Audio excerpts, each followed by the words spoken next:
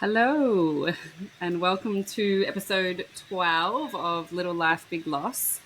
Today, I have a beautiful mama, Emma, all the way from Perth, joining us. Emma's going to be sharing her story of her little Ada. Again, I don't know a lot about her story, and that's why I like it. I know she has two beautiful living babies here on Earth, and she has one in heaven. So we're going to hear from Emma today. Thank you so much for joining us. I never take this for granted. I'm really honored. I'm going to cry already. I don't even know. I never take for granted the opportunity to speak with somebody about their babies. So thank you so much. No, thank you for having me. So it's special to talk about for sure. Yeah. So I like to ask the question. Um, we know that the day we lose a child, we change forever. Somebody actually said to me the other day, it's like the chemistry inside of you just changes instantly, and it does. So, who was Emma before she lost Ada? Oh, wow. Okay.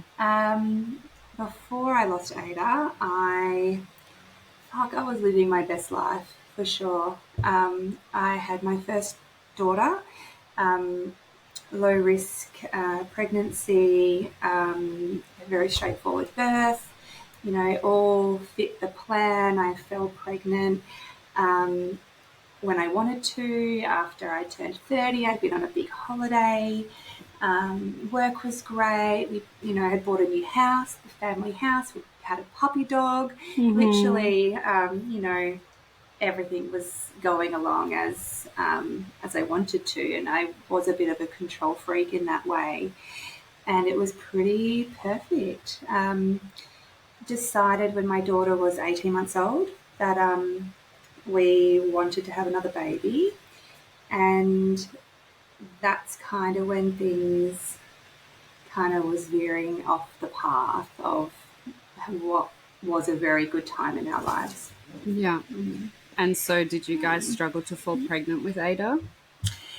No, so I fortunately have never struggled to fall pregnant. I fell pregnant for the first time before my first daughter Lottie, but I had an early miscarriage, and it was shocking. It was totally off my radar, but because it was early and it was the first time, and my personality type, I really rationalized it away and kind of lent into the whole, 1 in 4, this happens a lot, doesn't mean anything in terms of like, I can't have children or anything, it will be fine, I'll try again. Spoke to friends and although I was devastated and very upset for a while, I kind of pulled myself back up and was like, okay, I just got to like get back onto it. Tried again straight away and fell pregnant with Lottie, and she was born, and it was all great. And I kind of just put it to the back of my head that um, that was my thing, that had happened, and it was awful, and, we're past that now. So then when we decided to have another baby, again, planned it in terms of, well, this is the timing that I'd love, and, at the age gap that I wanted, and this is Mm-hmm. the right time, all that stupid shit that you think you've Mm-hmm. got control over. So again, fell pregnant first go. So no problems falling pregnant at this point. And yeah, we were so excited. It just everything felt right. It felt like the right timing. I was, used to be quite spiritual, and Mm-hmm. things happen for a reason, all that stuff. And the star signs were good, like for kids to be best friends, and just Oh, wow. all that bullshit, honestly. And it was my husband had kind of said, well, don't get too excited. Wait until, we get a bit further along, and what can happen. And I just like did not even listen. I was invested hard.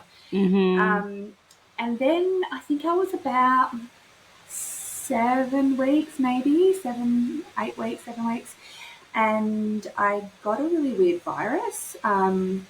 Was really unwell, felt really off, really gross, still didn't, think it was anything to worry about. And I had some blood tests and things, and I had just weird results in my liver, all this weird stuff. Anyway, long story short, I ended up having another miscarriage, and this one was obviously a bit later, and just totally rocked me. I was, like, it sounds weird to say shocked, but I was so shocked because I just felt like all the signs were there that, like, this was the baby. And it lasted a lot longer. It was a lot harder to get over, and I felt like every week was like eating into my time and like further ruining my plan and that control thing back then. Yeah. And it just felt like it took ages for that to resolve before we could try again. And I was really sad and really upset for my daughter as well, and just kind of, all the things people feel, I guess, when that happens. This time I didn't wait a cycle, which I had previously. We launched straight back into trying and fell pregnant again. Wow. Wow. And so no problems falling pregnant. Yeah. And that was my pregnancy with Ada. So again, that first trimester was completely different. I was very nervous and anxious, and the toilet checking and the worry at scans and all of that. But then true to form, we hit that 12, 13-week mark, and, everything's fucking dandy, right? My harmony tests were good, my, NIP tests, the scans were perfect, had a beautiful obstetrician, and his favourite word was perfect. He said it a lot. As Literally, I said that on my bonus podcast yesterday. We did a Q&A, and I literally said, like, every scan we went to, they'd be like, she's perfect. She's perfect. And it's like... And that's the thing. Like, we found out we were having a girl, and it was just all my dreams at once. I longed for a sister growing up, so it's like my own emotional baggage. Got an older brother, 5 years older, who has a disability. Love him, but didn't get to have that same sibling relationship. And I grew up in the country. All my cousins were not there, and I was a girly girl, and I just dreamt of having a sister. And to give my daughter a sister just felt like, and I already was like, oh yeah, I know, like, the age gap is going to be a few months more than I wanted. Wow, I know. But so excited to be having a girl. So that was amazing. And, started to buy all that big sister books and talk to my daughter. She was obsessed with babies, a real mother hen, even as like a 2-year-old. And everything was going along the same as my first pregnancy. Had morning sickness for quite a while, and was taking something this time for it. I was working, but that was fine. Was having fairly regular scans and appointments, so I had a good model of care, and just felt that we'd reached that point and like everything was fine. I knew about, the possibilities for, like, I knew about stillbirth and those kinds of losses. I definitely had no idea of the spectrum of ways a baby can die. Yeah.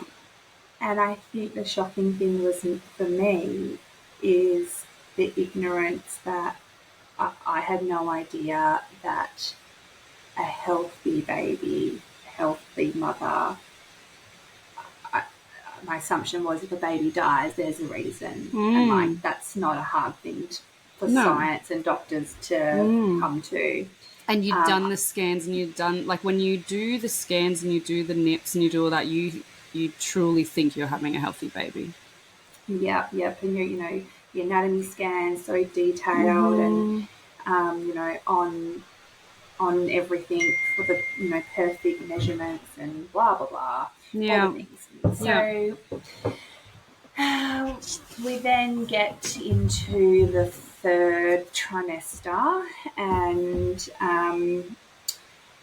we were starting to come out of winter and all the winter germs and, you know, all that stuff. And it was when COVID was ramping up all around Australia and lockdowns over east and everything. But in Perth, we were in this real little bubble where, you know, we had the occasional lockdown if like one case came in or something, but it wasn't rampant. And, you know, we were very lucky. And I remember feeling very lucky that, you know, I was having a baby at this time in the world, but I lived in Perth and it wasn't here, and I was safe, my baby was safe. And yeah, I just felt really lucky about that. And but, you know, it was getting to that point where our borders being shut was a real big thing in Australia, and they were talking about reopening them. So they started the conversation about vaccinations and all that jazz. And, you know, me, I'm an advocate for science and very much on that page. And so I wanted to do all the right things. So, you know, I went along and, you know, had my vaccinations, had my whooping cough. Like, we're at the sticky end, getting to the sticky end of pregnancy. But yeah, just feeling privileged to have access to that and to be somewhere where, you know, everyone was doing pretty well. Went down south on a holiday with friends for a weekend. It was wonderful. Everyone was really excited, you know, so much patting your belly, all that, you know, whatever. Came back up to Perth, and it was like a 4-hour drive, and I had a really sore back that week. And I have a sore back regularly, so I didn't think anything of it really. How many weeks would you have been at this point? So nearly 32, and I kind of had bed rest for like 3 or 4 days, and it's all a bit blurry.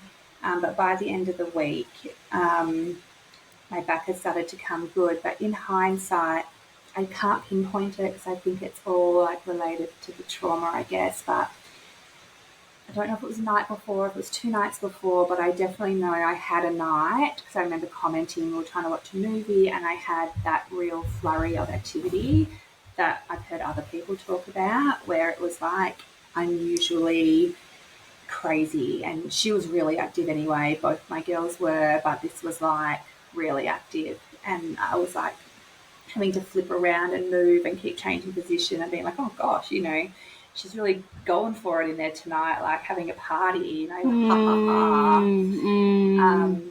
which, you know, made me sick to my stomach to learn later that increased movement is, you know, potentially a warning sign as well. And that's such a good point to really emphasize there, because a lot of people talk about reduced movements and not a lot of people talk about increased movements. And yeah, like a sharp jolt or a sharp kick or punch, like was in Crystal's episode the other day. And yeah, increased movements. Any change in movement is what they say is worth investigating. And I definitely did not know that. And yeah, this was my second pregnancy. I'd never heard that for sure. And so I was feeling a lot better, and it was a Sunday where, you know, I guess you have that day that your life, as you know it, changes forever. And woke up perfectly normal, average Sunday. We had breakfast plans with friends. My daughter, our favourite cafe, you know, that I didn't go back to for like a year. Yeah. Had a beautiful breakfast, went and played in the playground, completely oblivious. She was already dead at this point. I had no idea. It was busy. It was a busy day. At the playground, came home, you know, my toddler's crazy. I wanted to have a nap, but didn't. And I feel like if I had of, like, I would have known then something was wrong, but we were busy. Went to the grocery store, decided tonight was the night we were going to make homemade pizzas with our daughter. Had never done that before. Never made homemade pizzas again, never will. It was a really nice day. That's the fucking thing. It was just a nice day. Made our pizzas, took photos, never looked at them. I was obviously very big at this point, and so to read my daughter a bedtime story, I'd put her in the cot and sit on a stool next to her. And I was reading it, and it was as I was reading it, like I just had this wave of like, I can only explain it as like doom, like dread of like, you know, that pit in your stomach you get when you think you've lost something, right? And you just know that, oh, it's gone forever. I wasn't obviously thinking that of my baby, but that feeling of like something's very wrong. Something's wrong, yeah. Something's really wrong. What's this feeling? Why am I feeling this? I'm reading this book. I started to rub my tummy. I couldn't feel her move. And I couldn't remember when she had moved. That was my thing. I was like, when did I feel her at lunchtime? Did I feel her this morning? Like it was, my brain was racing. Finished the book, said goodnight, was walking back out to the kitchen, and like my husband turned and looked at me, and like my face just must have, he instantly was like, oh, what's wrong? What's wrong? And I think I just literally burst into tears like straight away. I was just, oh, I haven't felt her move. Like she's not moving. I'll go sit down and, you know, have a drink and, you know, whatever you think you heard. I probably only did that for 30 seconds before I decided I'd call the hospital, and the lady who answered was really lovely, and I started crying immediately as I was talking to her, like, you fucking, you know, like your intuition. Oh, and that's what I'm feeling. I'm like, your intuition just knew, like, something was wrong. Yeah. Yeah. And you try and ignore it because you think, no, like you're just being like hyper aware and whatever. But, you know, this is like 7:30 at night. My daughter's asleep now. They said come in, so we then had to call my mother-in-law and my father-in-law to come over and watch our toddler. They're in their pajamas. It's a Sunday night, like feeling like such an inconvenience. They like turn up and like happy to do so, but you feel like you're being neurotic or whatever. Yeah, and you're second guessing, like, it's just reduced movements. Am I being silly? Like, baby's asleep, or you know, my husband wasn't really that worried. He's like, oh, we'll just go in for peace of mind. Yeah. And so we're driving there in silence, like complete silence. And, you know, I had my hand on my tummy the whole time. And it's like a 20-minute drive. She just wasn't moving.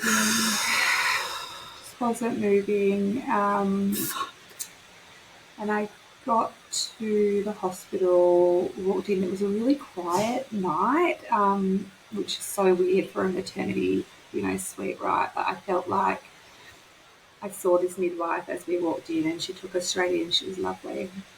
And I think this is where most of my trauma comes from, is that second pregnancy, my husband hadn't been to any appointments besides a 20-week scan in this pregnancy. And I'm up on the bed, and she gets out the Doppler and, you know, is struggling and doing the whole, you know, this happens, and baby's just probably in a strange position and just being all really nice. And, like, I am freaking out, trying to be calm, but, like, feeling nearly out of body already. And it goes on, and, you know, then eventually after, I don't know how long, like, she finds a heartbeat.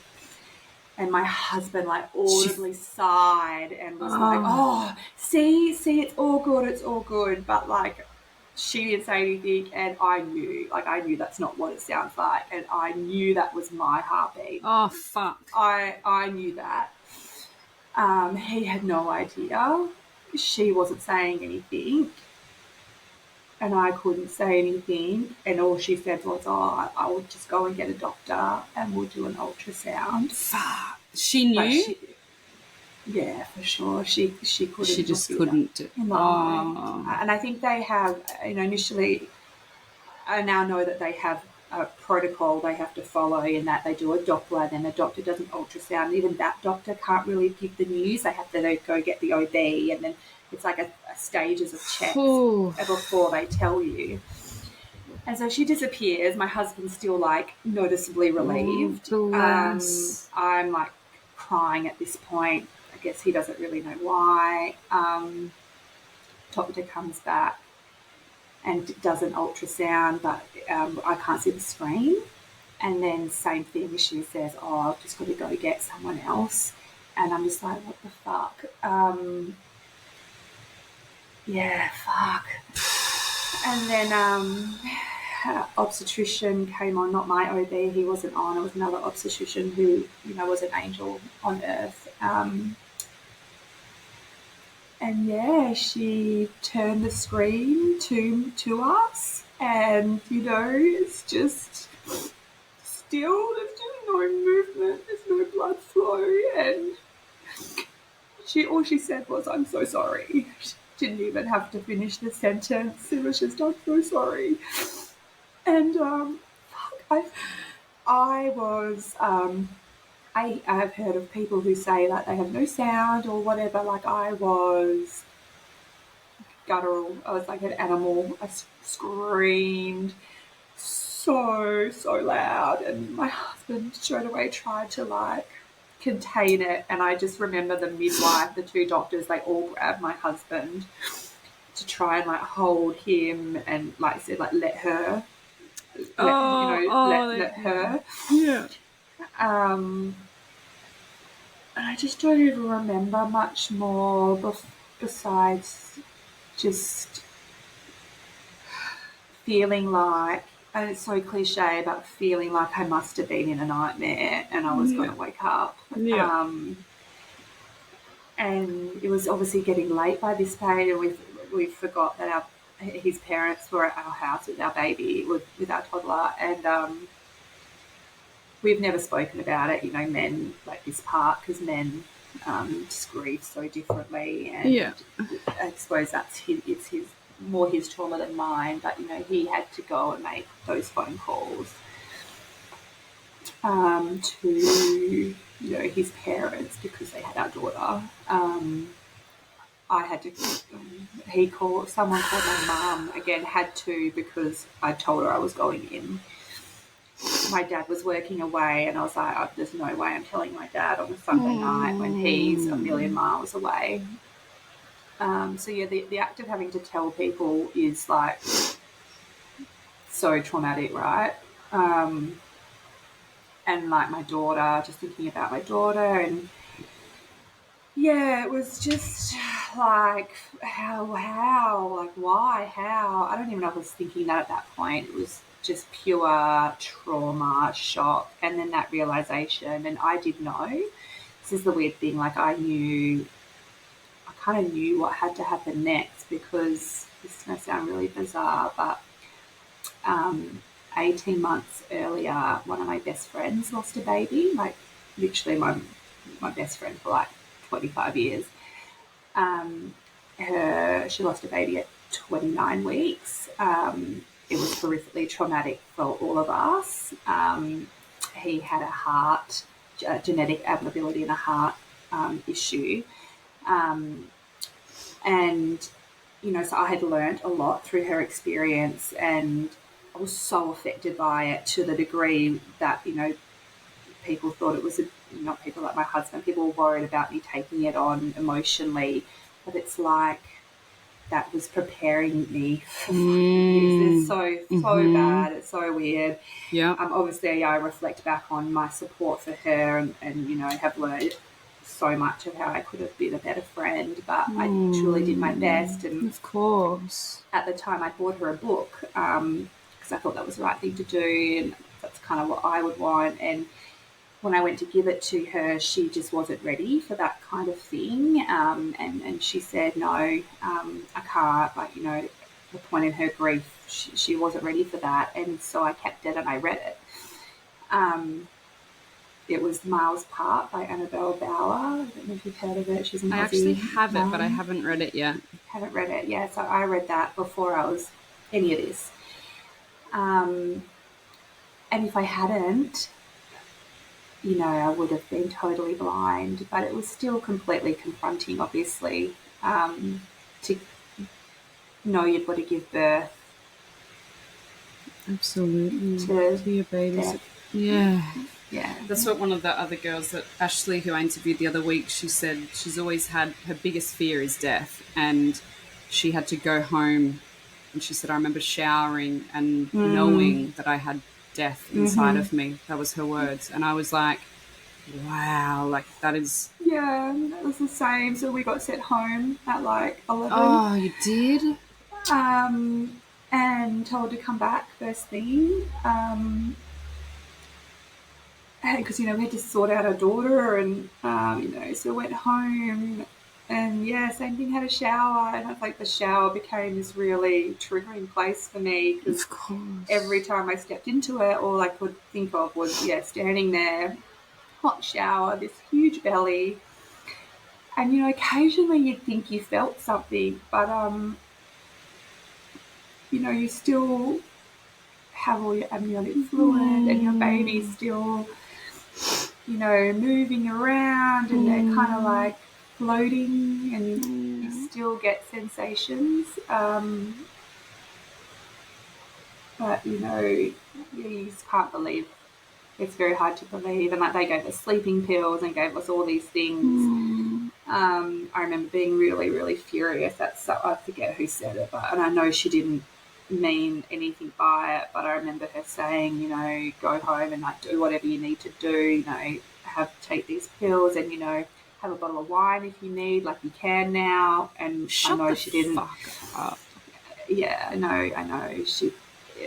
Yeah, no thanks. At the time, it was like awful, but like I know it was just something that tumbled out. But like the last thing I wanted to do was fucking have a drink when I was pregnant. My baby is still in. Yeah, no, sorry. Like you're still pregnant, but you're not. It felt weird to even take the sleeping pill, but like I knew I had to, go into labour the next morning. I don't think either of us really slept anyway. And then, to wake up in the morning and have my beautiful little 2.5-year-old bounding and oblivious and hug me and like kiss my tummy and totally unaware of what's happened and trying to like not lose your shit around her. And I dropped her off at our parents and drove her to the hospital. Hastily packed baby so bag. Fucked up. So fucked up. We weren't ready at all. Yeah. And started the induction, I guess. Why do they send you home at that point? Like this is a common thing in people's stories, and I just we were lucky. I've met numerous mothers who had to wait days and days. One mother here, maybe 6 months after me, was made to wait 4 or 5 days, and she got an infection. Fucking go figure. Because you've got it. It's so wrong. It's so fucked. It's so like, I know that.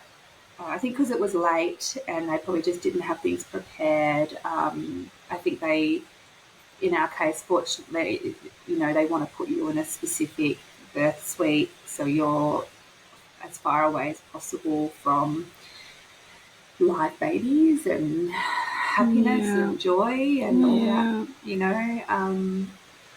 So anyway, we went in and it was just bizarre.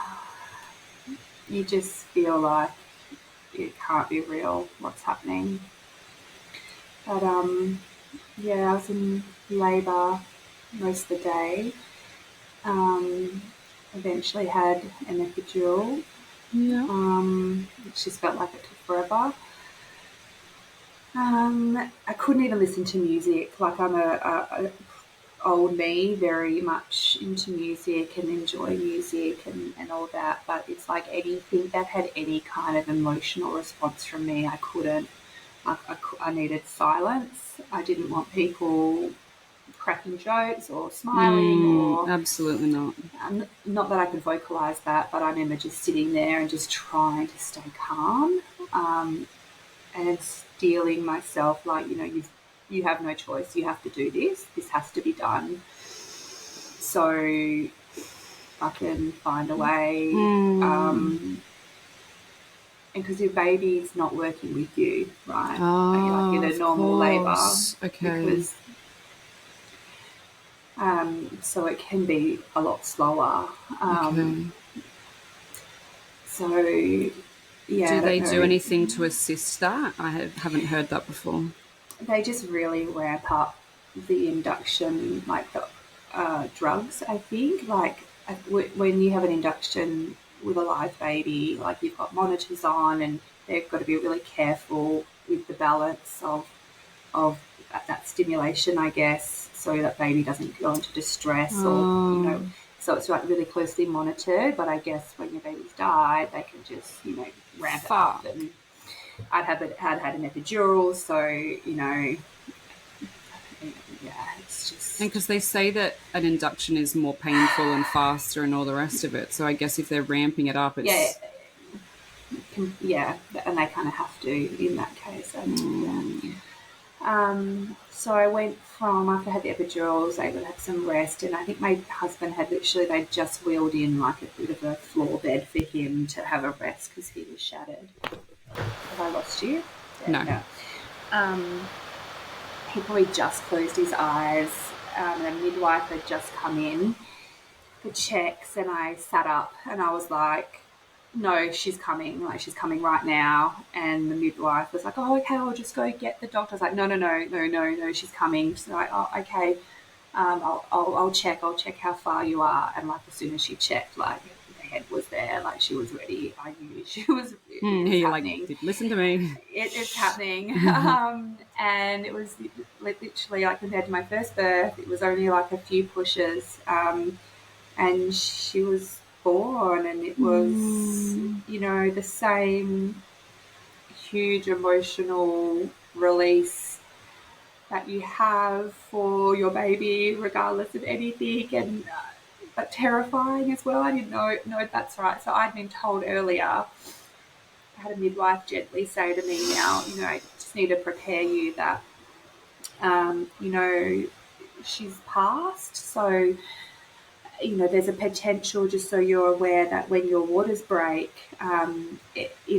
they could be quite dark, because often if a baby's in distress, they will, poo in utero, like the meconium or whatever. Yeah. So, your waters might be dark. I don't want that to alarm you if that happens, and like a few other things that they've said. And obviously at that point, no one knew if there was any birth defects that had happened, or genetic conditions, even though all our stuff had been fine so far. But anyway, when she was born, my waters broke at the same time, and they were perfectly clear. She was perfect. My placenta was big, healthy. There was no knots in her cord. There was no apparent anything. She was a really good size for being earlier. And she was just beautiful. So And what? that's yeah. So what That's was? the horror. There's no. There's no cause. No. So, um, you know, they had a perinatal specialist there ready, perinatal loss specialist to observe her, observe the placenta. Um, we opted for the full autopsy. Again, that part of me saying, we need to know why, this will help other people. No one wants to give approval for an autopsy for their baby. Like, when it comes down to it, you don't want to do that. But we did. We, had a shit ton of blood taken from me to test for everything possible. We did full genetic carrier comprehensive screening. It was $1,600 to see if there was anything that we passed on unknowingly. And just nothing. Nothing. And so we waited a few months for that before trying, I wanted Because to have then, all of that. what about for my next child? You're scared to fall Yeah. pregnant again. Yeah. How do you prevent something when you don't know what it is? Oh. And that, I think, is what ruined me for so long, was the not knowing. It doesn't correlate with my personality type. Mm-hmm. And all you can do is blame yourself, really, because at the end of the day, if there's nothing anyone else can find and that baby was in your body and they died in your body, like, what are you supposed to do besides feel insanely guilty and question everything you did? And I had really intrusive nightmares for a long time, like all these little things I did in that week prior that just wrecked me, and some were completely irrational. And even though I knew they were irrational, I still felt intensely guilty and shameful. And then others, was still probably quite irrational, or at least I had my doctor saying, no, that's not why, and it's nothing you did, and blah blah blah. And yeah, I guess I held her on my chest for, it was late again. She was born at 8:18 p.m. Mm-hmm. and she stayed on my chest, skin to skin, for probably just over 2 hours before, again, a midwife, we're beautiful midwives, came in and, gently kind of said that I needed to get cleaned up. And, you just completely forget about that. And, handing her over was, it's just a constant feeling of loss, right? Like every stage, every step Yeah. is, is more loss and more grief. And they wheeled me off to have a shower, and I don't know why they did this, but I felt like it was like a junior nurse or maybe someone that took me for this shower. I don't feel like she'd been in the room for the birth, and I'd had the same people in there like for like the 24 hours, and this girl wasn't. And so that was probably not ideal. I was a bit vulnerable at this point, obviously naked, having a shower. And I remember saying to someone, I just sobbed the whole time in the shower. Poor thing. She just probably she didn't say anything, and she wouldn't have known what the fuck to say. But you're looking down and seeing everything wash away. But like, that's your daughter, that's your baby. And that's how it felt. It just felt like everything was washing away, everything I dreamt of, everything I'd imagined. Just, was gone. Just, blink of an eye. So, and then it's at the beginning of the end, right? You start your grief journey. Yeah. And so did you see her again after that? Did you have the opportunity to spend more time with her? Yeah. Yeah. Went back to the room, and they'd cleaned her up and dressed her. Unbeknownst to me, they'd taken a whole heap of photos of her at that point, because it was late at night. And I suppose that's the sadness I have too. The next morning, we did have Heartfelt come and take photos, and I said no, and she still came, and then I said no again. It's just that mama instinct of like protecting them. And it was so wild to me that anyone would be taking photos, and like, thank God they encouraged me, and she actually came in and was like reassuring me that she could get some beautiful photos. And I was like, okay. And then as she was setting up, my mother and father-in-law arrived with my daughter. And they talk about the worst day being when your baby dies, but equally the worst day was, telling my daughter that her sister had died. And she wasn't obviously comprehending fully. Because when we brought Ada in, and she was wrapped in blankets, had a little beanie on, and I said all the wrong things, said she was sleeping and, all very fucking confusing for a toddler. And all she wanted was to hold her. And we did, and, she was smiling and, touching and stroking, but noticeably could feel the tension in the room, had some kind of understanding that this wasn't right. Something was very wrong, and it's like she was just trying to make everyone smile.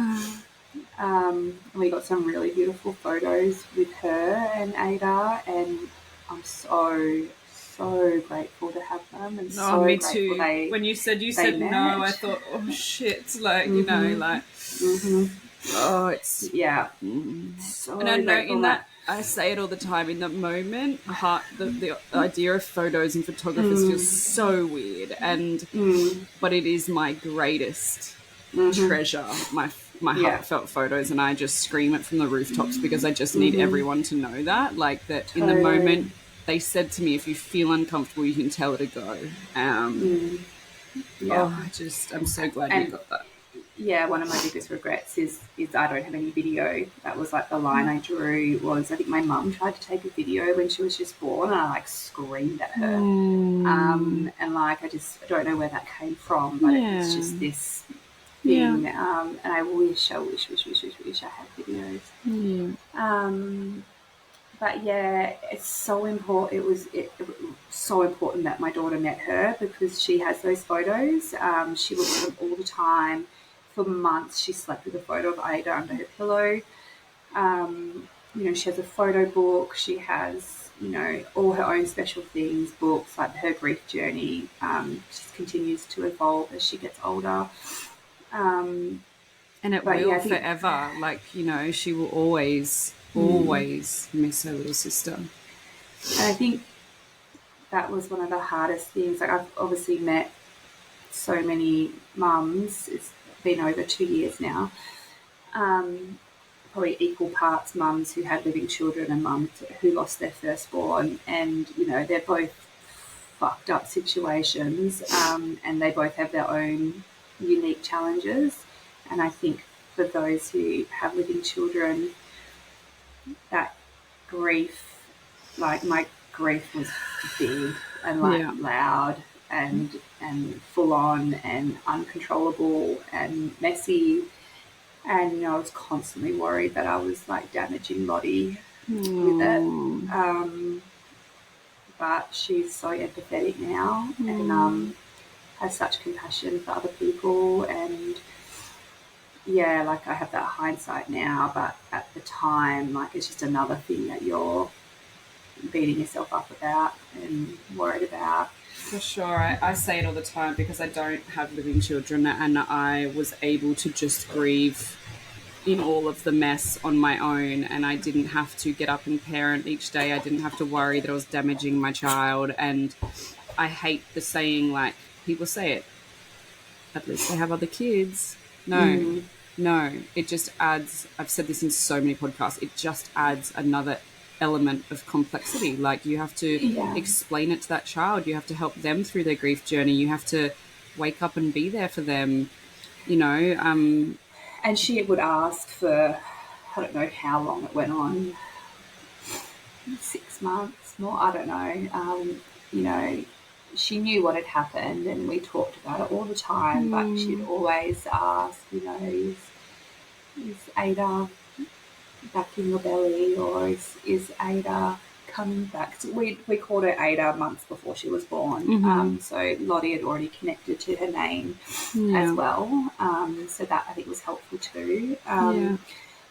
But just the conversations are so heartbreaking and bittersweet. I mean, you love that they're talking about them and thinking about them, but it's also, so hard, and everything I'd imagined. And that, as you know, as soon as you're pregnant, you imagine this whole life. I imagined Christmas with them both, and I had that all mapped out. I had the matching outfits. I had the plans. I had the holidays. I imagined them playing at the beach together, sharing a room together. Like you as a woman, like that's how I fell asleep every night.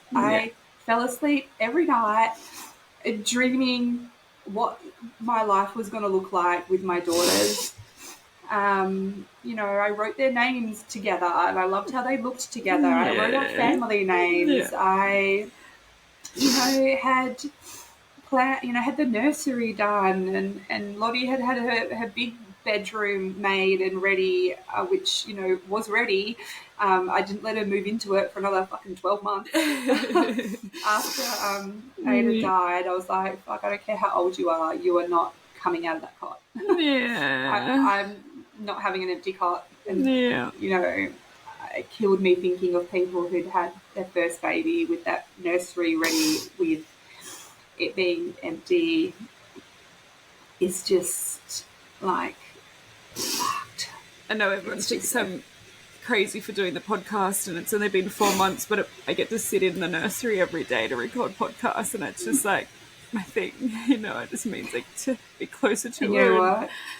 That's what I used to do. I used to sit in the nursing chair, and that's where I would cry, and I would hold whatever I could hold. You just had that. You just had that biological need, or I did. Like my arms felt physically heavy and empty. Like you hear empty arms, right? Like I had no idea how physical grief was, how heavy my body was, how weighted down. I could just like melt into the floor. Yeah. And it was just so exhausting. And your heart physically hurts. Like it's like I have this. Like it really hurts. Like I was saying to my sister, like and it does lighten. It's only been 4 months, and I'm definitely not saying I'm okay, but I'm like that real fucking deep heaviness in those first couple of weeks, especially, even first couple of months, probably before we went to the US or even while we were still there. But I was just like my chest and my heart constantly hurt. Like, and I just and I was that took me by surprise. Like, just so many things had such new meaning after that. Like, when you say it's painful, it's like it is painful. It's like, obviously you have all the mental anguish, but that physical pain was full on. And I remember I bought because of it. There's a lady, I think she's in Queensland, who makes these beautiful crochet weighted dolls. She makes them to your baby's length and weight. Is it floppy? I'm looking for a floppy one. So the body is where the weight is, but the arms and the head are floppy. You'll have to send me the details. I will. I didn't even tell my husband I was doing it because you feel crazy, right? Yeah, felt fucking crazy. I really want one. Yeah.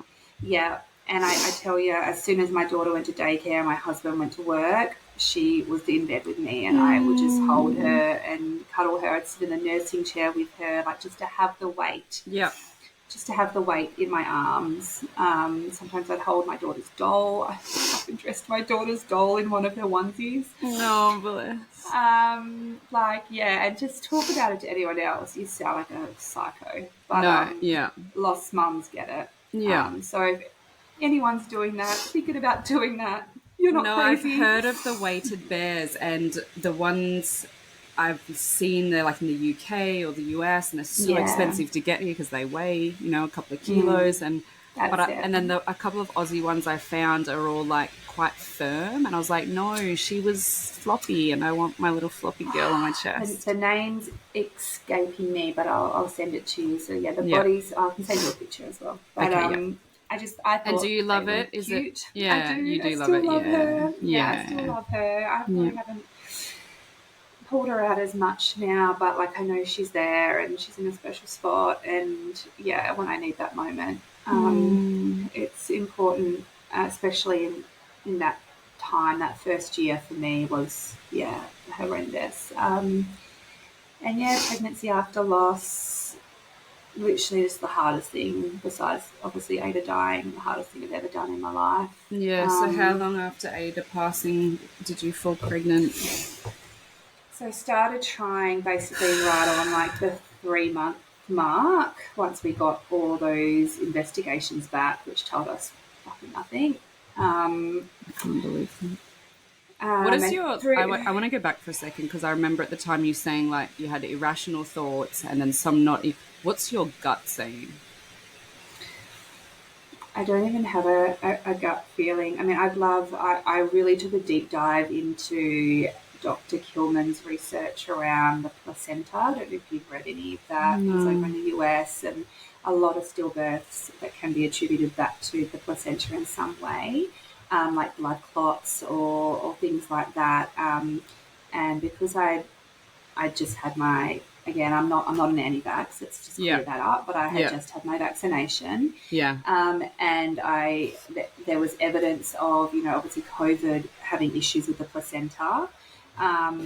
And at the time, there wasn't a lot of research around whether the vaccinations had issues with placenta. But again, in my autopsy, they didn't find any blood clots. Wow. So my doctor was like, look, no, it's highly, highly unlikely that had anything to do with it. It's just coincidental, and that sucks. And then because I'd had a sore back, I was, had these really awful, graphic, horrendous dreams about the fact that I'd used like a heat pack and, things like that. But, I know I was cautious with it. I know I didn't have it in the wrong spot or like for long, but, at the time your brain just goes I can only imagine. Yeah. Into these awful spots. Yeah. I kind of lost the plot a bit thinking like, did I take like Nurofen instead of Panadol, or like, did I take this instead of that? Like I didn't. You're poor thing. You're clutching. Did I lay on my wrong side? And like stop the airflow for that split? Like who fucking knows, right? Yeah, it's just cruel. I've spoken to lots of people about this, and at the time I was super jealous, envious, jealous. I don't know what the right word is. One of those ugly thoughts of people who got a reason, people who had a clear reason that meant that they could do preventative things in a future pregnancy or some kind of surveillance. Some people get reasons and they still don't get that. It can't, like a placental abruption. There's just nothing you can do to like necessarily prevent that. So that's really scary as well. But over time I was able to like step out of myself and realize that even with a reason, at the end of the day, your baby's still dead. And like, why did that happen? You still don't know why me. Like that still sucks, of course. But I just wanted something that I could do differently, so my next pregnancy didn't feel like Groundhog Day, deja vu, which it did anyway. But I stayed with my same obstetrician because he's just an angel on earth for sure. And had really good care in my next pregnancy. He saw me fortnightly from the minute I got a pregnancy test, positive test.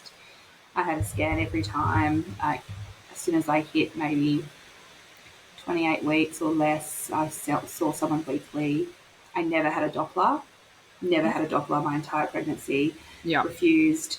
Only ever had ultrasounds. And I know some people have scan and anxiety, but for me, the Doppler, even if I sat in the waiting room and could hear the Doppler and hear a heartbeat from another room, like I would start crying. So I was never going to have a home Doppler. Yeah, absolutely. Whereas I know some people, they want that. They want to be able to check on baby. But they say that the home Dopplers aren't that trustworthy anyway. They're not recommended because then you can freak out if you don't hear it. Yeah. I had 3 scares where where I went in with reduced movements, and on the last one it took her 30 minutes to find her heartbeat. And she kept using the Doppler, and it was just in my checkup. And then she's like, "Oh, we'll take you into the other room and check it soon. We'll just do the finish your appointment." So we have the conversation, like a normal checkup. And then she goes, "Okay, see you later." And I said, "Oh, are we going to go into the room? Like, we couldn't really find her heartbeat before. Can we go into the room?" She's like, "Oh, yeah." So we go into another room, uses the Doppler, still couldn't find it. She's like, "I'm going to get a machine. And she's like, I'm not going to let you leave till we find a heartbeat. I was like, thank you. And then they found it. But it was like, part of me always looks back to that and is like, was she struggling at that point? But then, Why was it so hard? why? And every time I had a midwife appointment, they always struggled to find her heartbeat. And they'd always be like, are you sure she's breech? I can feel her head down here. And I'm like, I just had a scan with the OB yesterday. She's 100% breech. Oh, this feels like her head. And it's really strange that I can feel her heart from here, because usually you can only hear the heartbeat from through the shoulder, they say. And they could never get it from up here. They could always only get it down. Like, just loads of little things like that. But you look back on and you're like, yeah. I mean, my obstetrician, whether he was saying this just to like help me, and it did really help, but I don't know how much merit it really has. But at the time, at one of my appointments where I was just a complete mess, because this is my thing, after Ada, he still continued to see me fortnightly, then monthly, until I fell pregnant. So I wasn't even a patient. I wasn't pregnant. And he insisted that I still come in and see him regularly and have that check-in, and that support was just so, so, so needed. Yeah. And he said to me, look, because I'd seen him a few days prior and everything was fine as well, and he's like, even if you'd come in the day before, like, everything that I've seen and the fact that her waters were clear and, that we didn't find anything, like, whatever's happened has happened very quickly. It's happened really suddenly, and there's nothing you could have done, short of being hooked up to monitoring 24/7, which, yes, I would do that next time, if there was a next time. Right. He was very reassuring that, she didn't suffer because it happened quickly. But as I say, who knows really, right? Yeah. And just so much guilt. I can show myself a lot more self-compassion now. I've done a lot of work, I've done a lot of therapy, lots of therapy. But at the time, you're like, how could I not have known? Like, that's that, intuition. Well, if I've got intuition, why the fuck did I not know something was wrong until she was dead? And hours later, like all day, like when she was born, their best guess was that she must have passed Saturday night or early Sunday morning, and I've not realised until Sunday afternoon. Fuck. And that is awful. That is an awful amount of guilt to carry, and it's so valid that you felt that way. Like, it's not fair, and it's just shit. Yeah, it's so shit. Like, you feel like the world's worst mother for it to happen, A, and then B, for it to happen and you don't know. And like, normally she's so active in the morning, like that's the time I feel her a lot. And I just can't remember, which makes me feel like she didn't. And we were just in a rush to get up, get ready, get to our breakfast date. And which, as would everybody else be, Didn't lay in, A normal Sunday I would have laid in. But probably would have been too late anyway. So night times became really triggering as well. Night times were really triggering when I was pregnant, because it was always like, well, I have to go to sleep. Is my baby going to be alive when I wake up? So, like, if anyone wants a sugar-coated version of POW, look away now. Yeah. It's fucked. I know. Lots of people would deal with it probably better than me, but every single day was such a struggle. In early grief, it feels like that, right? Like, you just have to get through each hour, half a day, get through a day. Like, it's just survival. Well, that was POW. So that's like 10 months of just get through this day, make it through this night. Tomorrow's another day. I'm still pregnant. Okay, tomorrow's a new day. I'm still pregnant. And it's just so exhausting. And oh my God. PAL, for anyone listening that doesn't know, is pregnancy after loss. So PAL, pregnancy after loss. And like, you had miscarriages as well. So you had loss, you had pregnancy after loss, and then pregnancy after baby loss is just a whole other ball game. And I have a lot of compassion for women who, experienced miscarriage or like recurrent miscarriage, like loss is loss. Yeah. IVF loss, you know, Yeah. I have a friend who's never made it to pregnancy, Yeah. a pregnancy test, but she has still experienced loss, like losing Absolutely. embryos. My Like, friend too. I need to find the fan and I need to find my remote and put the fan on. I'm sweating in here. Hold no on. worries.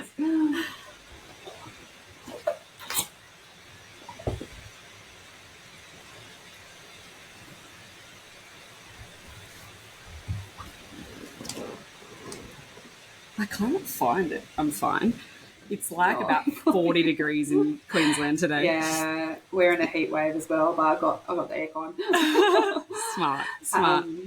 Yeah, no, I have a friend also. She's 7 years in, 6 rounds of IVF, and not a single pregnancy test. And that's what Dylan says as well. He's, you know, she messages us traumatic. every day with her heartache for us, and we're like, we ache for you as well. You know, she just yearns to carry a baby and yearns to hold one. And people say, oh, why doesn't she just surrogate? It's like, yes, that's an option down the track, but she wants to hold her baby. You know, she wants to carry her baby. And I know that feeling. I just yearned to be pregnant. I really wanted that. And I am open to all the things if we ever needed it.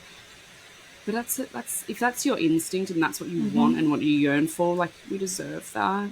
Yeah, and people are so quick to offer those things. What about as if this? What they're about like this? just and like it's so easy, and like that's not either. Like that surrogate has the same risks, right? And you have anyway, a whole other conversation. But for me, obviously, having gone through the two, like I can't.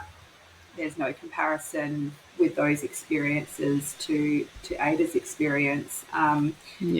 Because I was just a different person. I had a different mindset. And as I say, as women, I think we're really good or bad, however you look at it, of rationalizing things, of trying to make them okay in our brain so you can carry on and keep trying. I very much did that with the miscarriages, even the second one, which I found really, really awful.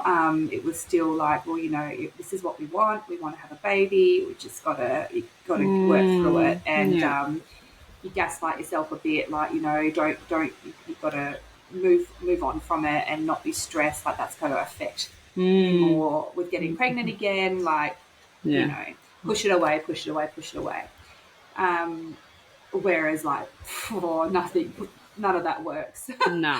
when you lose your baby, I thought I was a resilient person, but like nothing prepared me for that level of grief and pain, and it's just like a bomb completely went off in my life. I couldn't think straight, couldn't eat, I couldn't smile. I was like offended by people who could. If anyone tried to distract me from my grief, like, again, that felt offensive to Ada and her memory. I had a lot of people try and do that, like family, like, you know, we'll take you out and just get your mind off things. Totally meaning well, but I was just like, I don't want to get my mind off it. Yeah. No. Or my mind, even if you we got sent to the US. We literally went to the USA for 3 weeks. My grief followed me. Like, we had moments of joy for sure. But my postpartum hair loss followed me. My first period IUD followed me. My missing Millie every minute of the day followed me. Like, it doesn't matter where you go. It never leaves you. And that's it. It just was like an offensive suggestion to me. Like, I don't want to be distracted. I want my baby. The least I can do is think of her every second of the day. You know, and you're just going through the motions with everything else. And, you know, my husband was amazing, even though I probably didn't appreciate it at the time, because grief is selfish. As much as you might think it's not, or you're not a selfish person, or you don't want to be selfish, you're so consumed by it that in those early stages, you're surviving. So you have to be selfish just to get through the day. And, you know, he did all the daycare drop-offs. I couldn't go to daycare. I couldn't go anywhere that someone knew that I was pregnant. The fear around someone asking me how my baby was, or where my baby was, or congratulating me on my baby, like, that was terrifying to me. And I hid in my house for a long time. Wow. I couldn't go to the park, couldn't go to a cafe. I didn't go to any of when I did start going to parks or cafes, we drove out of area. Just couldn't face it. They were all spaces I had imagined my daughter being Yeah. in with me. Oh, it took a long time. So I've slowly ticked them off now. I'm going back to most of them. It So, helped once Otis arrived. okay. I was going to say it probably Yeah. helped once you went as well. It's like those first, like your first day back at work and your first day going somewhere. Yeah. It's like once you tick them off, it's like, whew, okay, I survived that but I did it.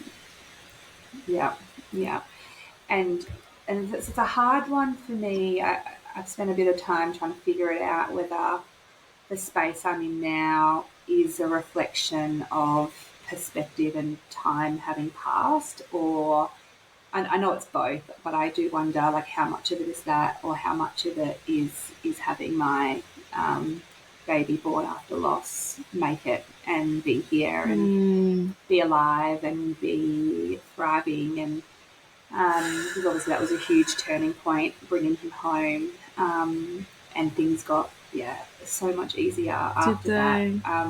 Yeah, and I sometimes I'm hesitant to talk about it or share that with compassion for those who aren't there yet, or compassion for those who have decided that's not their path or have had that choice taken away from them. Like, of course, you can go on to still have a really meaningful, beautiful life without going through PAL and having another baby. But obviously, in my situation, I'm very privileged to have that opportunity, and I desperately wanted it.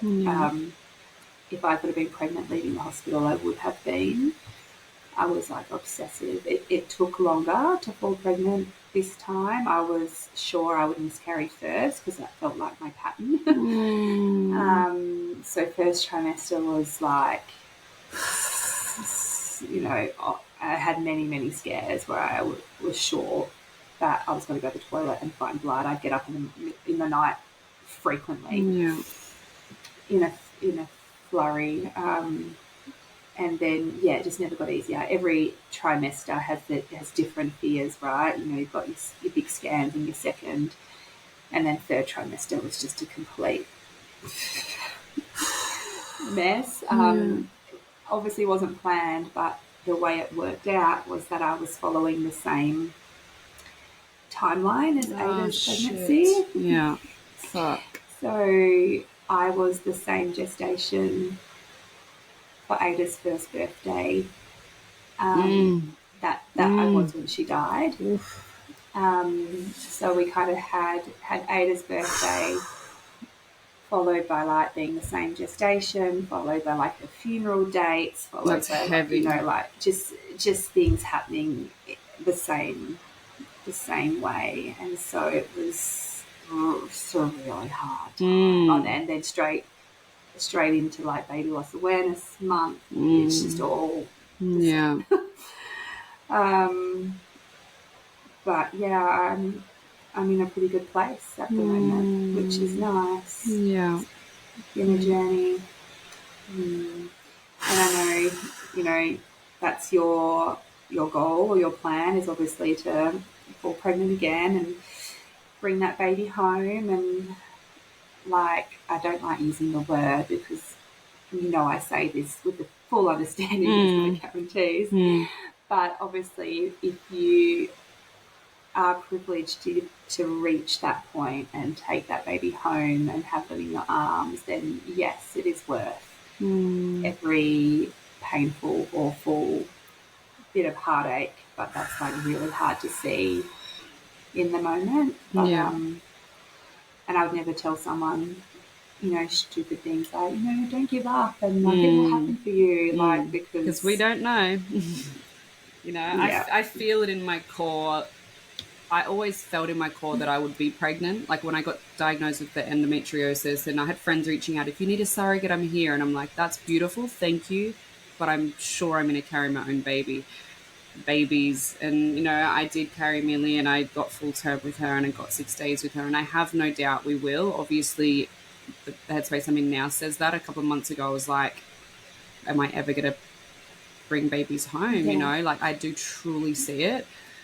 And I think you'll have that muscle memory, that body keeps the score, right? Like that body remembrance that you did carry her, and you carried her full term, and you birthed, and you can do that. Like you have done that. You can do that again. And so that's a really good thing that like your inner self will draw from. Yeah. That knowing. And I know that a friend of mine who lost her first, who was stillborn, so her fear was, her body didn't know anything different, and like, was their body capable, all those questions. And so everyone has their own like points that are really triggering and really self-doubt and the guilt and all of that. You're doing the PGT testing? Yeah. All that stuff. Yeah. And, we can do all these things as a way to try and give ourselves that little bit of reassurance and hope. But, the world's just so full of those unknowns, and that's what you're competing with. I think that's pregnancy. The hard thing as well. Like, I had done all the possible testing for pregnancy. I went into that cesarean because she was breech, and she came out and she was unwell. And so I know, no matter how much healing and help I do before this point, I'm going to be anxious till 39 weeks, and I'm going to go into that cesarean scared as fuck. Because until they pull that baby out healthy and crying, Millie never cried. She never opened her eyes for 6 days. I've never heard her cry. Until I hear that cry, like, I'm going to be fucking scared. I know that. And I will see my psych every 2 weeks until that point. I won't stop that. And I'm thinking positive, and I see it, and I know I'm going to get it. But of course I'm petrified that the same thing will happen again. I get told 100%. She's perfect for 39 weeks and then not be the case. Like, I know. I had to say to my obstetrician, like, I love you dearly, but you're not to ever use that word in this pregnancy. Find another word in your vocab. I know it just rolls off your tongue. Just good would be fine. She's good. Perfect. Looks good. Looks as they should. I don't want you telling me this baby looks perfect because it just makes me cry. It makes me cry every time. That's so funny you had that same experience. I mean, because Dylan and I used to always come home from every appointment like, oh, she's perfect. Like, and I mean, they mean well. Like, we, she did in their eyes look perfect. So So it's wild, and gosh, I don't even know how it feels like yesterday and so long ago all at the same time. It's like the longest year of your life. And I suppose a thing to prepare for is like this year, the year of having Otis with me, is like, I can't fathom how fast the year has gone. And I know it's because it's jutted up against a year that felt like it went for 10 years. Like, time was the slowest, most painful thing through that pregnancy. And those final days, those final weeks, I was booked in for a planned cesarean with him, as much as I had no risk factors for why I couldn't have a vaginal birth. And that's what I'd had previously with both my babies. They'd both been uncomplicated birth besides the obvious. And my heart really, really wanted that. But I couldn't wrestle. I couldn't get my brain and my mind to accept risk. And no matter how many times I wrote it out, and I did, pros and cons, all the risk for a C-section was to me, not to the baby, and all the risk, majority of the risk with a vaginal birth and unknowns was for the baby. And I didn't trust myself. I couldn't trust myself. I didn't trust my intuition. I didn't trust my body. And I couldn't do it. Yeah. And I have, I'd be lying if I said I didn't have some regret over that. But I know I did the best and made the best decision I could at the time. Yeah. C-section was very calm. I was, he was actually born a week earlier. I went in for like my third or fourth fucking CTG freak out. Bless. Yeah. But I had a scary-ish one a few days prior, and then this was another one I'd gone in, and it was like first in the morning, and in fact, my husband was really freaking out this time. He was having a bit of a panic attack, and I think my OB just looked at us and said, "You're going to have a baby today." No. I'm here. Yeah. My team's here. We're just going to get this baby out. Yeah. And so again, didn't have anything with us. Weren't prepared. My husband was able to drive home quickly and get the baby bag. That was done. By the time he got back, I was already in theatre. He just had to walk in, and it was on, and it was just so fast. So, yeah, C-section was good for us in that respect, that it was quick and you didn't have that long labour and a chance to have more intrusive thoughts and more anxiety and stress. And yeah, he is just complete sunshine. Oh my God. Otis is the cutest name. I love it. Otis and Lottie, is that their name? Yeah, so cute. So Lottie, Ada, and Otis. Yeah. And yeah, they're my babies, and she'll always be mentioned in the same breath as them. Of course. But yeah, still no answers, and that's a big part of the message. I wish there was a way to get out to more people. I suppose it's a hard one for doctors to say without their clients getting upset because it's like, it sounds so unacceptable, right? But yeah, you can be third trimester, low risk pregnancy, no warning signs, no risk factors, and your baby can die. And that is really hard for anyone to sit with, I think. You know, I think though that it wouldn't take the shock away, because you're always shocked because you actually, even if you hear about it, you never think it's going to happen to you. But totally, my obstetrician, I was angry.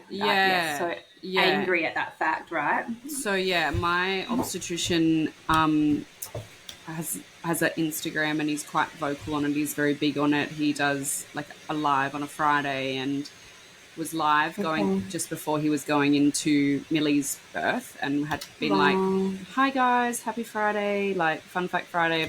We've just done 4 cesareans. They're all boys." And then they were going in for mine. Millie was the 5th of the day, and it was a girl, and there was the first girl of the day. They were so excited, and he didn't go on his story again after that, after Millie's birth, and he didn't for the rest of the day, and I don't think he did the following week either. But nothing's ever been talked. Millie's never been acknowledged on his page or anything, and he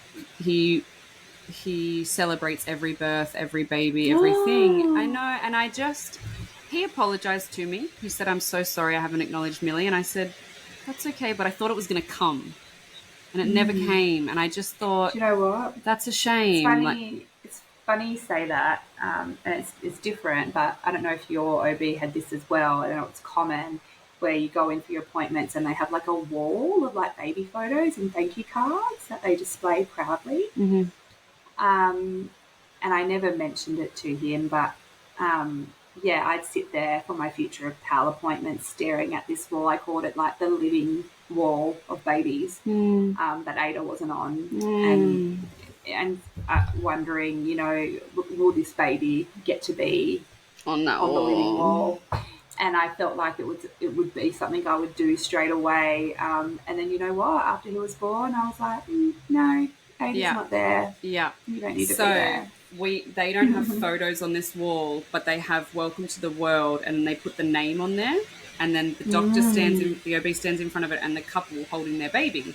And so Dylan had always talked about he couldn't wait to bring Millie in to be in front of the photo, right? And so we went in for our 4-week checkup post losing Millie, post-birth, and it was night because they'd squeezed us in, and the receptionists were about to go home, and as I sit down on the chair, Dylan points to the wall and it said, "Welcome to the world, Millie." And so they had done it for us, and so we burst into tears, but he didn't get in the photo with us, and we didn't even take the photo. Like, none of us got in And so it was kind of like it was beautiful. It was so nice to have been honoured.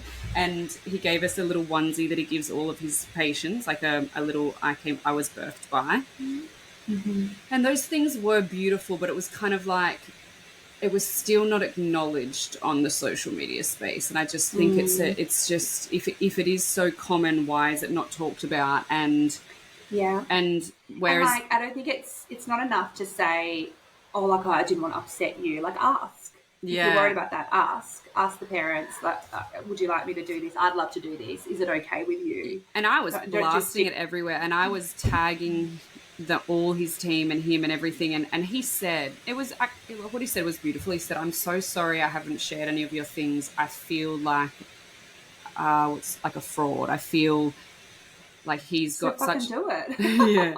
I think he said like he feels like because he's got like he is compassionate, right, when he's with you. yeah. But Yeah, I think he felt like what did he call it? Like tall poppies? No, that wasn't the right word. But anyway, it was by like I know what you mean. Anyway, but I don't I know. was sad. I was sad that she was never honoured. I really was, and I know social media, who gives a fuck, but every other baby got acknowledged that month. Like they literally do a celebration of each of the babies born that month, and my baby was born and wasn't acknowledged. If that's something they do, then that would upset me as well, for sure. I remember my obstetrician did I was waiting for it. So she was born on the 20th of September, and then obviously October is pregnancy and infant loss awareness, and it has a Instagram thing as well.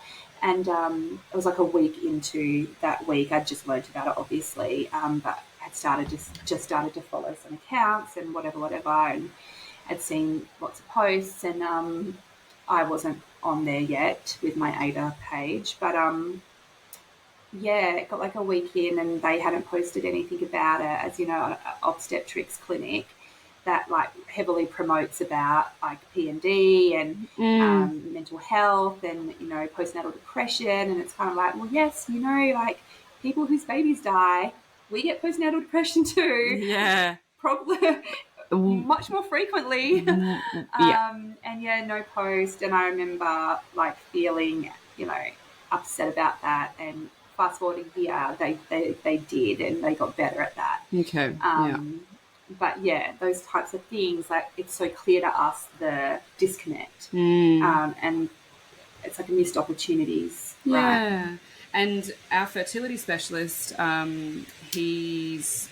got a social media platform as well, and they did this beautiful video for us and posted it and acknowledged Millie. And we didn't even fall pregnant with them because we didn't do IVF, but, we're heavily involved in their clinic through my endo, and they did a video, and he said to me, "Oh, did you send that video to Dr. Ong's office?" And I was like, no, they just made that for us. Like, they reached out and said, "Can we use these photos? We want to do something for you." And I know, and I was like, I felt so seen.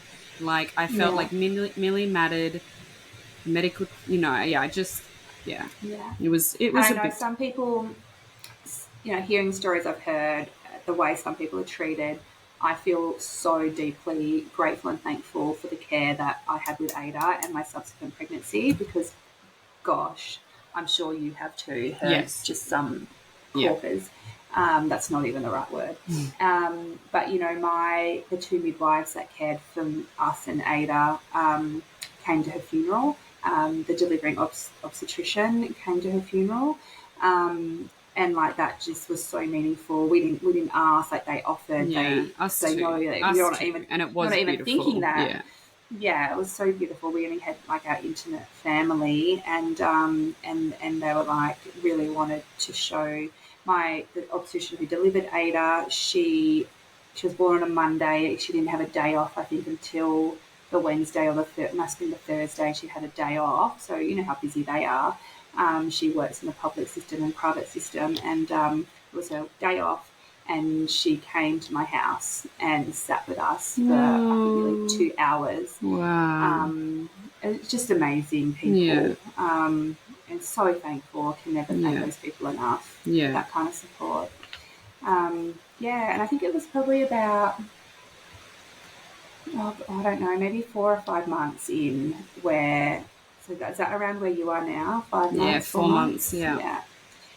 So we ran from her death into Christmas, into New Year, and like getting through that, like around the 4 or 5 month mark, I was like a broken person. Like I felt like I was getting worse. I wasn't getting better. And I had this like deep need and urgency to like do something with my grief. And that's when so you know it as a website, but at the time when I first started doing it, it was a PDF kind of downloadable resource guide that I put together, because I found in those early months I just spent so much time doom scrolling trying to find things that helped me. And in that process, yes, you find stuff that's great, but you also find stuff that's triggering and upsetting and not what you want to see, especially on social media, and especially with podcasts. I listened to a whole heap of podcasts that weren't great or weren't particularly helpful in search of ones that were. Yeah. And so that's how that started with the resource guide. So I could somehow get that to other people in that early stage of grief, so they didn't have to go searching. They just had this curated list of, accounts to follow, podcasts to listen to, books to read, books for your kids, and it just grew from there. And it was really cathartic for me to do. Like, you're obviously doing podcasts, which is amazing. And I guess that was my thing, and everyone's going to have their own thing. Yeah. Might be knitting beanies for the NICU. It might be, donating books, like whatever. I think everyone has to find some way to channel their grief. Yeah. And I love that. I think that's such a great idea, because it's so true, and we don't know where to look, and so we just go to Google, or you might search a hashtag or something, but to have everything in one space is so lovely. And so what is your website? I love that you www.lovefromada.com. And I love that you interviewed Crystal, because I love Crystal. We lost our babies fairly close together. I know they were on Millie's birthday and Whittaker's birthday are the same, and I thought that was incredible. Yeah. Crazy. And I remember chatting to Crystal a lot when she was creating her baby book, her baby loss journey. And that was something I was desperately looking for. Nothing existed. I couldn't find anything at that point for what I wanted. I had a baby book that I had bought for her before she died, and obviously it was I've still got mine completely. And I tried actually to fill it out, and then just got too upset, and it was too wrong. And I was just so excited for Crystal. She brought that out so quickly after her loss, and I was so inspired by what she was doing. I still am. And as soon as she released it, as soon as it was ready, I think I must have been one of the first orders. And I still recommend it to so many people because it is beautiful. And it's one of my most treasured things. So I love seeing what other people do in the space. And that's not to say you have to do anything, and you definitely don't have to do it straight away. Like, I've just finished this website now, and I launched it just a few days after Ada's second birthday, so that's 2 years. So people should definitely not be putting pressure on themselves or feel like they have to do things now. Yeah, that's what I said in my podcast the other day. I said, because somebody said to me, one of the questions in the Q&A was like, are you going to start a foundation for Millie? And I said, look, knowing me, I probably will do something like that, and I'll continue the podcast, and I'm writing a book, and I'll do all these things. That's just me. It doesn't mean if anyone goes out and does, the lady that created Bears of Hope, all the different things, nobody loves their baby anymore if they go do these things. It's, Correct. Whether you just say your baby's name or whether you plant a seed, whether you don't do anything, it's just people with different personalities. And I've had a few people say similar things to me, and it's like, if you feel called to do something, go and do it. Of course, do for it. It's going to look different for everyone. It doesn't have to be a big grand gesture, and it's not taking away from those who are able to do that. That's wonderful. There's room for everyone to do those things. And again, the time thing, from the minute I lost Ada, I had a willingness or a want to do memory boxes for the hospitals, but I just didn't have the capacity. I wanted to make it the website, but through PAL, I didn't have the capacity. I was in the process of turning it into like a printed, like hard copy book. Yeah. And then, you know, for a myriad of reasons that didn't kind of work out or feel right, or I wasn't in the right space. And then, yeah, when the time was right, I was able to do the website. And, you know, so yeah, people, you've got your whole life to love your baby. Yeah. Hopefully, you know, and if one day closer, I always come back to as well, that, you know, we'll be with them again when the time is meant to be. Hopefully no time soon from, you know, a life perspective. I think we owe them, you know, for us to live our lives. So, yeah, but you never stop. Never stop wishing for them, that's for sure. Yeah.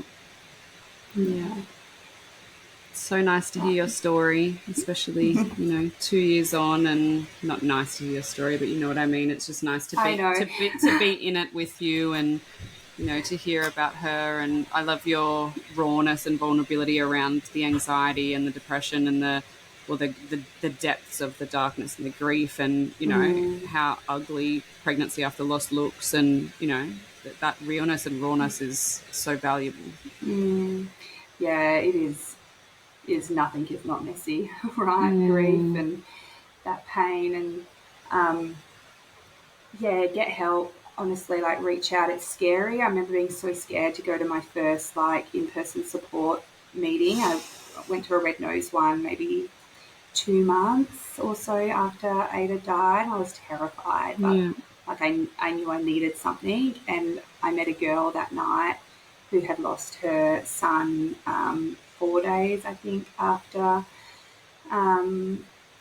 Ada, and yeah, she's like one of my best friends now. We've had our PAL pregnancies a few weeks apart, so we've been on that journey together. Had our babies a few weeks apart, and you know, it's so invaluable to find people like that. You know, local people. A lot of people I've connected with have been interstate, and to have met her at that time, like, you know, something very special about that. Was the red nose session like a free service, or? Yep, free service. They have lots of online ones as well, but this was like an in-person group session, and I went to quite a few, and it just really served a purpose in those early stages. They are brilliant, and they're run by peer support workers who have also experienced loss, and then gone on to have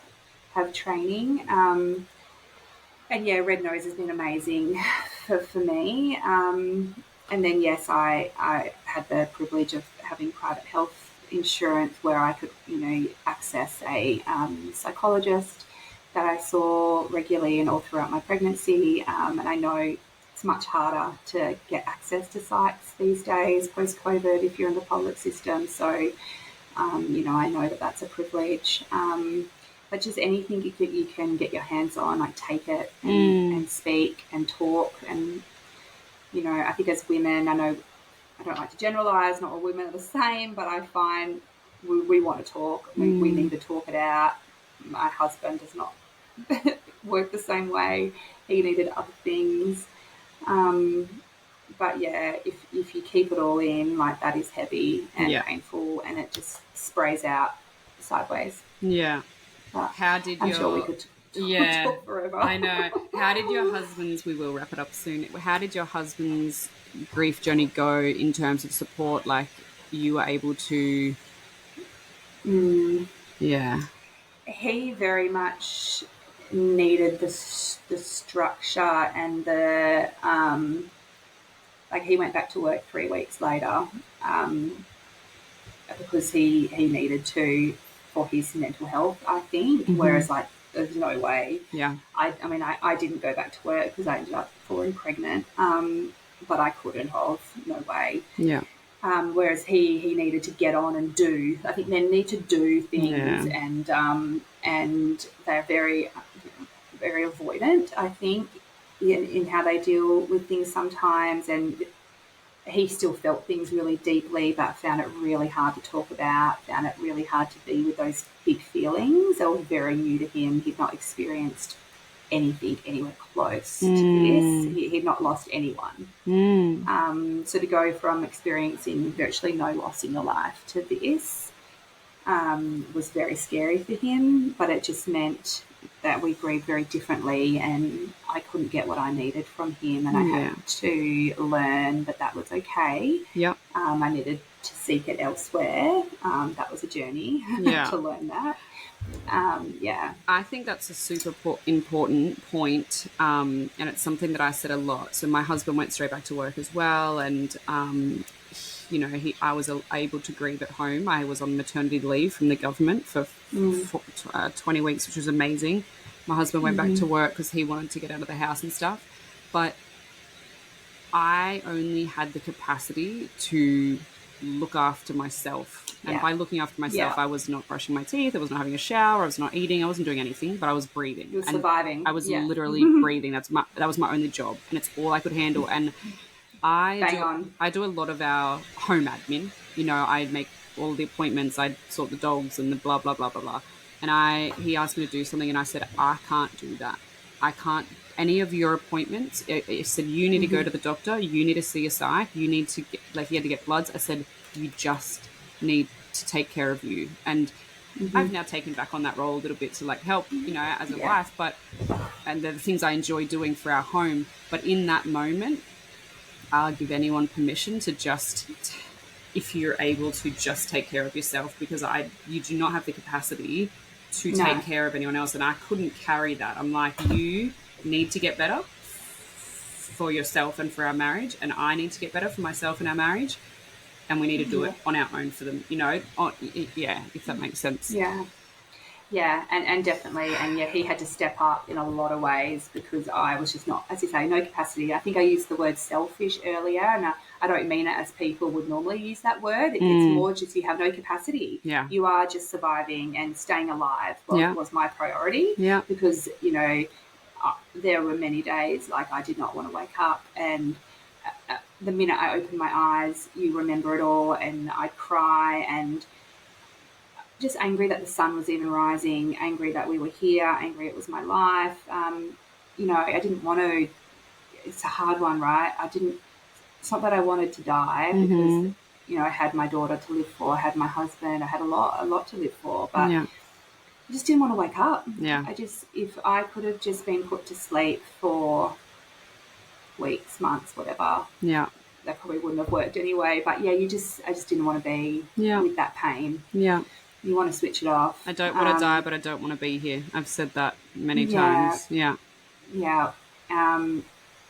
then when the pain, as you say, when you get to a point where you feel your capacity returning, sometimes that's like a grief in itself as well, because your pain it turns into your connection to them in many ways. And that's a learning curve of, well, no, it's okay. It's okay for me to go and do this thing with my daughter. It's okay for me, for ages, if I laughed or smiled, I instantly felt guilty and I'd stop myself. So it's just such a journey to go on. 2 years on, and my husband is only just taking the steps to get some help for himself. It's taken him that long. So he has a lot of unresolved grief. I don't think that would be an unfamiliar story for people. And whereas I have done a lot of work. So, everyone's grief journey is different. Their timeline's going to be different. And that's okay, as long as you both have a willingness to stick it out and support each other as best you can. You just keep going. That's so powerful, because a lot of, and it's not necessarily male, female, mum, dad, whatever. It's we all grieve differently, and some people want to go get the help straight away and some don't. And what I've been told the whole time from all the doctors and professionals is the grief will hit you eventually, so you need to unpack it at some stage. So it's either now or it's later. And I tell you what, from a power perspective, because I'd done all that work, even a surprise to myself, I was very calm at Otis's birth. Weirdly calm, despite all the intense fear and anxiety leading up to it. And the relief afterwards, like, it just overtook any other emotion, and you couldn't wipe the smile off my face. It's like a light flick switch and I was a different person. Whereas my husband was a complete mess in the C-section. Really? Yes, he was. And funnily enough, my obstetrician's actually an anaesthetist as well. Yeah. And whether he predicted this would be the situation, I think so. He had a colleague actually do the C-section, and he scrubbed in as the anaesthetist, so he could pretty much hold my husband's hand and be with him, Wow. knowing that he wouldn't have the capacity to support me because his grief was going to, like, explode. Wow. And then, yeah, through the first few months of Otis's life, he had a lot of panic attacks, had quite a lot of, eventually admitted to having a lot of intrusive thoughts. I had some of those too through those first few months, but my husband definitely struggled more with it. It's that saying that the grief will find a way, and it will come out in ways you're not expecting because you haven't dealt with it. This is a real. Let that be a lesson to the men out there. No, it's really powerful. It's really powerful, and because I was told that when we first lost Millie, like, I was like, okay, we're doing IVF, we've got to, and they were like, you need to relax a second, and I was like, it's not going to replace Millie, but I just need to do it, and they were like, no, it won't replace her, but you need to grieve first, and in my head I was like, yeah, but I'll always be grieving, and they said, yeah, you will, but you need to go through these stages first, and I didn't understand it. And now 4 months on, I'm like, okay, I am doing the work. I'm doing a lot of work, and I am feeling lighter. And I had a really dark week last week, so I'm saying this in a really light week. But it's, I'm glad hearing that from you, that you went into the Caesar relaxed and calm, because I pray for that. I'm so scared for that day. And Dylan did start seeing a psych last week, and so I'm super stoked that we're 4 months in. Huge. That's huge. Well done. Yeah. Yeah, well done. Yeah. Yeah, it really is, and I wish I couldn't have made him do it any sooner. No, that's right. Yeah, we can't make anyone do it. And would things have been easier, maybe different, if we had both been doing that work together? Maybe, but it wasn't to be. And the fact that he's taking those steps now, I'm really proud of him. And I guess just for any mums out there who are maybe in that same boat where they feel that their partner isn't able to support them how they want, or isn't getting the help that they think their partner needs, not all is lost, I guess. Yeah. I think we want to get that support from our partner. That's what we want. That's maybe how it's always been. But I think my psych explained it, that generally when you go through a traumatic thing, generally it's maybe happening mostly to one partner. So say you're in a relationship and maybe your mother dies. Yes, your partner is affected by that, but it's not their mother, and they're able to really swoop in and hold you and fill you up and help you regulate. And vice versa, if it's me and maybe, my husband has that loss, I'm able to come over and help him regulate and step up. But when you lose a child, like, you're both at capacity. You both have no ability to help each other regulate. You need the help. And so, you have to look outwards for that support, whether it's your parents or your friends or a therapist or multiple things. There's a period where you can't get that from each other to the level you need it. Or you need different things, and, like, that's hard, and you can get really angry at each other, but you eventually learn that just because you need different things, it doesn't mean you're doing it wrong. Like, he needed to see his friends. He needed to get out of the house. I did not want to leave the house. I did not want to see friends for a good while, or it was only particular ones. So very different. Yeah. So, of course, that was going to cause some problems for a while. But, yeah, you just work it out slowly. That's amazing. And, this is, yeah. And, yeah, we're doing better for sure. And, again, we're not perfect. No one can be. But if you both still have that willingness and that knowing that this is the season we're in, and obviously we're in the season of young children too, and we just have a commitment not to give up on each other, and know that our time as a couple will come again when our children sleep. And just holding on to that when times are tough, just going, we just got to power through, enjoy it as much as we can, and the other parts will come back when they're ready. Yeah, I'm so glad he's getting the help now. And me too. Yeah, I bet. Yeah. I'm so sorry everything's been so hard. Yeah. But no, we've got a lot to be grateful for as well. Yeah. For sure. Yeah. Definitely. Well, I think very lucky. I think that message at the end was just like a perfect. A lot of the episodes we talk about, ways people can help and all that, but we talk about it so much, and I just think that topic that you just spoke of then about getting help now or getting help later, and the effects it has on two different people. That's just perfect, brilliant. Thank you so much, and that's thanks for having me. It's a very open thing to talk about, so thank you. I already can think of people I need to send this to. Do you know what I mean? Honestly, yeah. Well, I hope I have a tendency to waffle, so I hope it's not too waffly. I know you said you don't edit, so... There's no editing. Not even the bit about me trying to find the fan remote. No, so, hopefully there's someone out there who gets something from it, and if there's anyone who's new to their grief and they're struggling to find ways to help themselves, please have a look at the website, share the website. Yeah.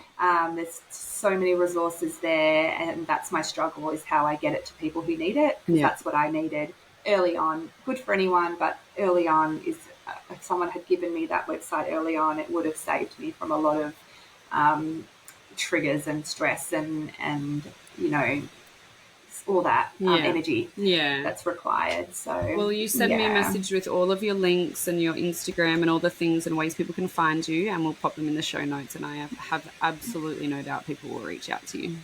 Yeah, wonderful. And thank you for doing what you're doing, and thank you to Millie, because without Millie this wouldn't be happening. So, it's her legacy, and she'd be so proud of you. Absolutely. So I look forward to watching your journey continue as well. Thank you. You're welcome. All right. Sending you so much love. And I know that little Ada and Millie are dancing in heaven right now.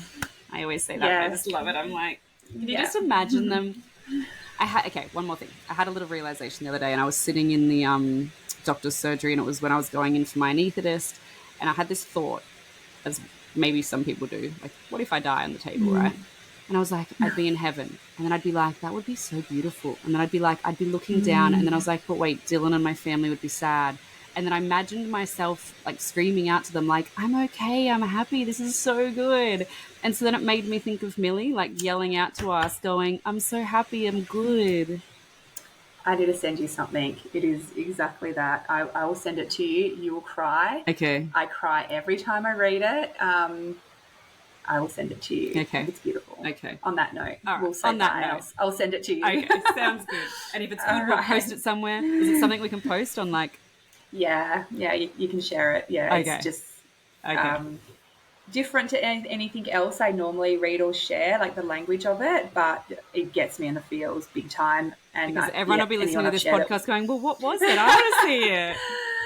It's on that kind of that note. So, okay. I'll send it to you now. All right. Thanks, beautiful. All right. Chat soon. Bye. See ya. Bye. Bye.